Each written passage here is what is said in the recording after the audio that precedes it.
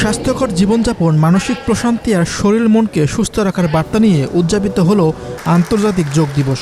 বিভিন্ন বয়স ও পেশার মানুষের স্বতঃস্ফূর্ত অংশগ্রহণে সকালটা পরিণত হয় স্বাস্থ্য সচেতনতার এক প্রাণবন্ত আয়োজনে। বর্তমান যুগে আমাদের সব কিছু আছে, আমাদের যেটা নেই সেটা হলো প্রশান্তি বা ইনার পিস বলতে আমরা যেটা বুঝি।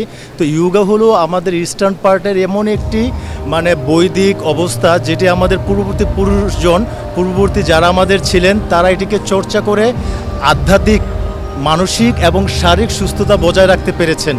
সেজন্য ইয়োগা চর্চাটা সারা পৃথিবীতে এখন প্রচলিত হয়ে আছে। আপনি জানবেন যে ওয়েস্টার্ন যারা পশ্চিমারা তারা কিন্তু দেখেছে যে আমাদের এখানের প্রকৃত ইয়োগী যারা তাদের মতো মানসিক প্রশান্তি পৃথিবীতে আর কোনো মানুষের নেই।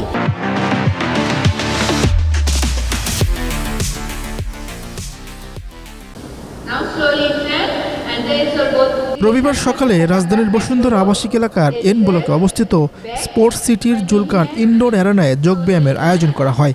এই অনুষ্ঠানের আয়োজন করে ইন্দিরা গান্ধী কালচারাল সেন্টার এবং বাংলাদেশে অবস্থিত ভারতের হাইকমিশন, যেখানে প্রধান অতিথি হিসেবে উপস্থিত ছিলেন ভারতের হাইকমিশনার দীনেশ ত্রিবেদী।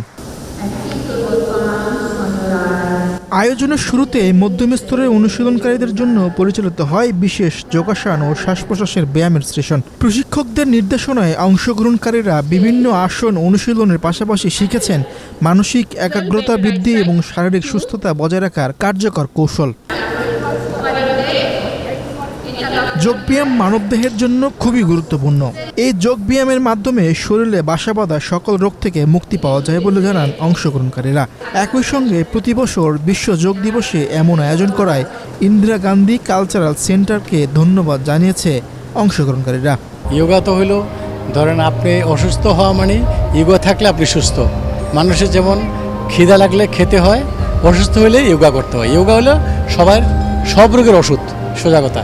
যোগব্যায়ামটা হলো মানুষকে সুস্থ রাখার একমাত্র প্রক্রিয়া। এটা আসলে প্রতি বছর আমরা অপেক্ষায় থাকি কবে আমাদের ইন্টারন্যাশনাল ইয়োগা ডেটা হবে। আসলে আমরা উদ্গ্রীব হয়ে থাকি কখন আমরা এই ডেটাতে আসবো। সবাই একসাথে হই, যোগ মানেই তো সবার সাথে একত্রিত হয়ে একটা বন্ধন সৃষ্টি করা, এবং এখানে আসে একটা মেল বন্ধন হয়।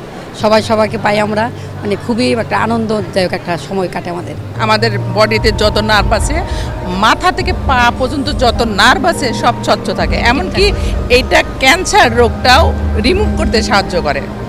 হ্যাঁ, ফুসফুস, লাংস, হ্যাঁ, হার্টের রোগ, হ্যাঁ, এভরিথিং রোগের জন্য এটাতে ওষুধ ছাড়া এটা রিমুভ করার জন্য যত অর্গান, হ্যাঁ, এটা পারফেক্ট থাকে আর কি। এটা এবারের আয়োজনের অন্যতম আকর্ষণ ছিল আয়ুর্বেদ দ্য লাউঞ্জ, যেখানে আয়ুর্বেদ একটি পূর্ণাঙ্গ স্বাস্থ্য ও সুস্থতা ব্যবস্থাপনা হিসেবে তুলে ধরা হয়। লাউঞ্জে Ayurveda the medical and research, Aushadhi laboratories এবং অসীম ন্যাচারালসের বিশেষ প্রদর্শনী কিউএসকে দর্শনার্থীদের জন্য ছিল বিভিন্ন তথ্যভিত্তিক উপস্থাপনা। এছাড়া ভারতীয় হাইকমিশনের লাইব্রেরির উদ্যোগে আয়ুর্বেদ বিষয়ক বইও প্রদর্শন করা হয়, যা দর্শনার্থীদের বিশেষ আগ্রহের কেন্দ্রবিন্দুতে পরিণত হয়। আন্তর্জাতিক যোগ দিবসের এই উদযাপন যোগকে শুধু একটি ব্যায়াম নয়, বরং স্বাস্থ্য, কল্যাণ ও মানবিক সংযোগের শক্তিশালী মাধ্যম হিসেবে তুলে ধরা হয়েছে। ক্রমবর্ধমান আগ্রহ আর ব্যাপক অংশগ্রহণ প্রমাণ করেছে সুস্থ জীবনযাপনের অন্বেষণে বাংলাদেশেও যোগচর্চা ধীরে ধীরে জনপ্রিয় হয়ে উঠছে।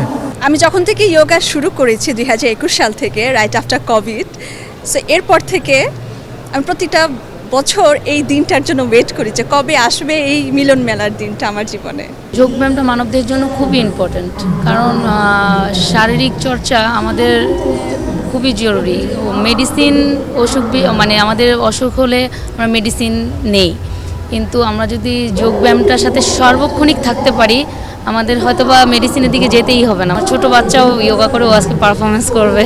আমি ছোটবেলা থেকে ওকে দিয়েছি, জানি ওর ছোট থেকেই ওর এই অভ্যাসটা গড়ে ওঠে, যোগের সাথে জানি থাকতে পারে, ওর লাইফস্টাইলটাই জানি ও ভালোভাবে গড়ে তুলতে পারে। স্বাস্থ্য ও সুস্থতার বার্তা ছড়িয়ে দিয়ে শেষ হলো আন্তর্জাতিক যোগ দিবসের এই আয়োজন। অংশগ্রহণকারীদের প্রত্যাশা, এমন উদ্যোগ আরও বেশি মানুষকে স্বাস্থ্যকর জীবনযাপনের পথে উদ্বুদ্ধ করবে। মীর হোসেন সরকার, বাংলাদেশ প্রতিদিন।